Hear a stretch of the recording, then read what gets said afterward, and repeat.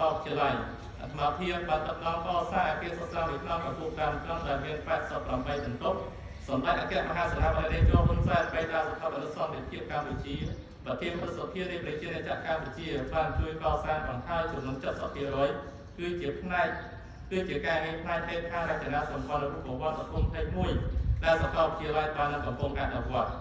នៅក្នុងគុណតម្លៃធានាការអប់រំបន្តបណ្ដាសាកលវិទ្យាល័យបានកសាងធនធានមនុស្សដែលមានលក្ខណៈជាប្រតិនិយមពលគឺភាគច្រើននៃមន្ត្រីគ្រប់គ្រងនិងដឹកនាំមហាវិទ្យាល័យទីបាត់របស់ទាំងអស់សុទ្ធតែមានគុណវុឌ្ឍិជាគ្រូបង្រៀនដែលធានាបាននូវការបង្រៀនប្រកបដោយនិរន្តរភាពទោះក្នុងកលៈទេសៈណាក៏ដោយស្របតាមគោលការណ៍ដែលបានកំណត់ទុកមកថាអ្នកដឹកនាំម្នាក់ក៏ជាគ្រូបង្រៀនម្នាក់ដែរចំពោះការចំណាយទៅលើផ្នែកសេវារដ្ឋបាលប្រាក់ពីវត្តបុគ្គលិកសាលាចារ្យនិងកិច្ចការងារផ្សេងៗទៀត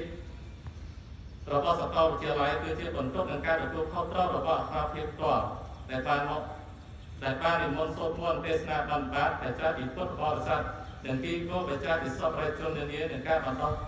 កំណត់តោខោតាមរយៈថងសន្សំផលនៃពុទ្ធបរិស័ទមានការធ្វើបុណ្យការប្រាក់មហាសាមគ្គីប្រចាំថ្ងៃរៀងរាល់3ខែម្ដងបច្ច័យបានអំពីបុណ្យចូលឆ្នាំប្រជុំបុណ្យក្នុងប្រតិទិននិងប្រតិបត្តិផ្សេងៗទីក្នុងវត្តប្រតិសាមគ្គីធម៌ដើម្បីទ្រទ្រង់ដំណើរការសាកលវិទ្យាល័យទាំងប្រាក់ពីវត្តបុគ្គលិកសាលាចារ្យ